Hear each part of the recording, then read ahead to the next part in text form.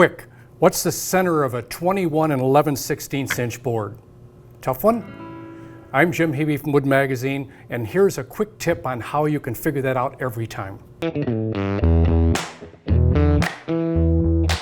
What we're going to do is start with 2 rulers. And I'm going to put their 1-inch marks next to each other. And you can hold these together with a piece of tape, but I've got a magnet. And to find the center of this board, no matter what the length is, all I have to do is slide this tape from left to right until the same measurement winds up on both sides. So in this case, we are a 32nd less than 10 7/8. And that's where I'm going to make my mark.